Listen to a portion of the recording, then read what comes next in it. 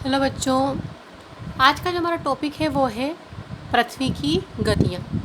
हमने अक्षांश और दशांतर पढ़ लिए। पृथ्वी के बारे में हमने सौरमंडल में पढ़ा था कि पृथ्वी सूर्य के चारों ओर चक्कर लगाती है और वो पश्चिम से पूर्व की दिशा में चक्कर लगाती है। तो चक्कर लगाना कहें या गति, चक्कर हम अपनी भाषा में बोलते हैं, लेकिन गति करना।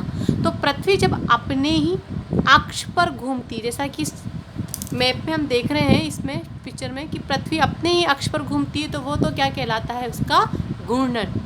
दो गतियाँ होती हैं, घूर्णन गति और परिक्रमण गति।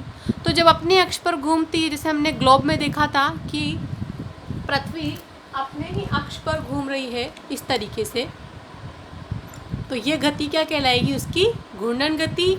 जबकि पृथ्वी घूमते हुए अपने कक्ष पर, मैंने बताया था प्रत्येक ग्रह की एक कक्षा होती है जिसमें वो सूर्य के चारों ओर चक्कर लगाता है। तो ये सूर्य है और ये इसकी कक्षा है, जैसे हम सभी की कक्षा होती है।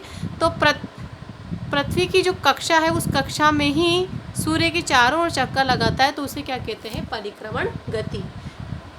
ये परिभाषा हमारे सामने आती है। सूर्य के चारों ओर एक स्थित कक्ष में पृथ्वी की गति को परिक्रमण कहते हैं। तो दोनों बातें क्लियर हो गई, घूर्णन और परिक्रमण। इस चीज़ को हम दोबारा से इस मॉडल के जरिए देखते हैं। मैंने आपको बताया था सौरमंडल, तो ये है आपका सूर्य और ये है आपकी पृथ्वी। तो आप देख रहे हैं सूर्य के जो ये 8 ग्रह हैं, उसमें पृथ्वी तीसरे नंबर पे है। और ये जो आपको वाइट कलर की जो मैंने लाइन शो कर रखी है, ये है इसकी कक्षा। तो जब ये हमारी पृथ्वी है, ये अपने ही अक्ष पर जब घूमती है, तो ये तो इसकी कौन सी गति कहलाती है, घूर्णन। और जब ये सूर्य के चारों ओर चक्कर लगाती है, तो ये कहलाता है इसका परिक्रमण। परिक्रमण काल इसका कितना होता है, 365 दिन। जबकि वो अपने अक्ष पर घूमती है, तो ये इसका समय होता है 24 घंटे। 24 घंटे में जब ये अपने अक्ष पर घूमती है, उससे हमारी पृथ्वी पर दिन रात बनते हैं। जबकि हमारी पृथ्वी जब सूर्य के चारों ओर चक्कर लगाती है पश्चिम से पूर्व की ओर, तो उससे हमारे यहाँ पर पृथ्वी पर ऋतुएं बनती हैं, सर्दी, गर्मी, वर्षा। आ गई बात समझ में?